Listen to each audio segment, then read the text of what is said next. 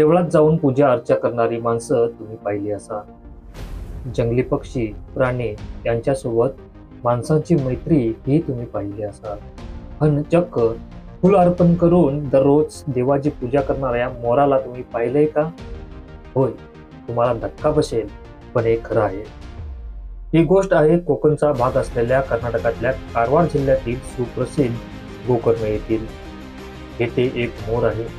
हा मोर दररोज मंदिरात येतो आणि देवाला फुलं अर्पण करतो. मात्र त्यामागे घडलेली एक रोमांचक कथा आहे. हीच कथा आम्ही जाणून घेणार आहोत. नमस्कार, मी प्रमोद आणि तुम्ही पाहताय मराठी रानमाणूस. गोकर्ण येथे संजीवनी रुग्णालय आहे. त्या परिसरात पूर्वी महर्षी दैवत फिरले होते असं म्हणतात. त्या रुग्णालयात पशुपतीनाथाचे मंदिर आहे. तेही नेपाळ येथून आणलेल्या विरगळ म्हणजेच पुरातन मूर्तीचे हे मंदिर. येथे 4 वर्षापूर्वी सौम्यश्री शर्मा या महिलेनं हॉस्पिटलचं काम करताना मोराची 4 पिल्लं जखमी अवस्थेत पाहिली होती. त्या पिल्लांना सौम्यश्री शर्मा आणि पतंजली शर्मा यांनी उपचार देऊन लहानाची मोठी केली. लहानाची मोठी होईपर्यंत ती देवळाच्या परिसरात राहून तिथे दररोज होणारी पूजा पाहायची. मात्र ही पिल्लं मोठी झाल्यानंतर त्यांना जंगलात सोडण्यात आले.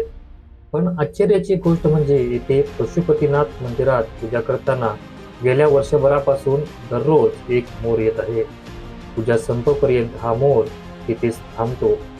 पूजा संपली की आपल्या चोचीत फुले ठेवून देवाकडे नेऊन ठेवतो व उडून पुन्हा जंगलात जातो. 4 वर्षापूर्वी येथे 4 मोरांना जीवनदान दिले होते.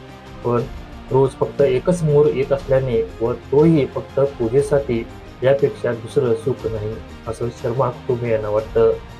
भक्तीमुळे दगडालाही पाझर फुटतो असं म्हटलं जातं.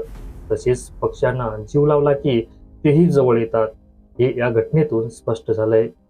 नमस्कार, जर हा व्हिडिओ तुम्ही पाहिला असाल तर नक्की कमेंट करून त्याबद्दल प्रतिक्रिया द्या.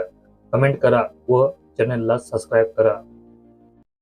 ಕಳೆದ ಒಂದು 5-6 ವರ್ಷದ ಹಿಂದೆ ನಮ್ಮ ಜಾಗದಲ್ಲಿ ಕ್ಲೀನಿಂಗ್ ಮಾಡುವಾಗ ನವಿಲಿನ ಮರಿಗಳು ಸಿಕ್ಕಿದ್ದು.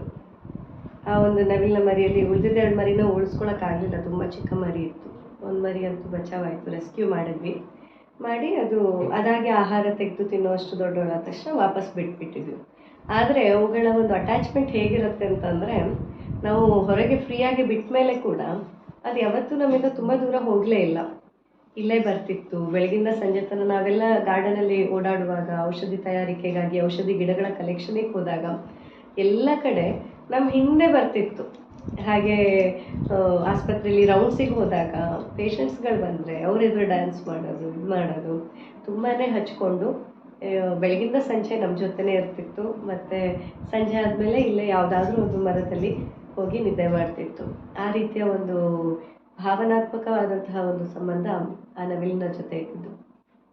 ಅದೇ ವಿಚಿತ್ರ ಆಗುತ್ತೆ ಒಂದೊಂದ್ಸತಿ, ಒಡ ಹುಟ್ಟಿದವರು, ನಾವು ರಕ್ತ ಸಂಬಂಧಿಗಳೇ ಪರಸ್ಪರ ಭಾವನೆಗಳನ್ನು, ಸಂವೇದನೆಗಳನ್ನು ಮರೆತು ನಡ್ಕೊಳ್ತಾ ಇರುವಾಗ ಈ ಪ್ರಾಣಿ ಪಕ್ಷಿಗಳು ಹಾಗೂ ರೀತಿಯಲ್ಲಿರುವಂತಹ ಪ್ರತಿಯೊಂದು ಜೀವ ಜಂತುವಿನಲ್ಲಿರುವಂಥ ಈ ಒಂದು ಸಂವೇದನಾತ್ಮಕ ಒಂದು ಭಾವನೆ ಏನಿದೆ ಅಲ್ವಾ, ಇದನ್ನು ನಾವೆಲ್ಲರೂ ಕಲ್ತ್ಕೊಳ್ಬೇಕಾಗಿರುವಂಥದ್ದು.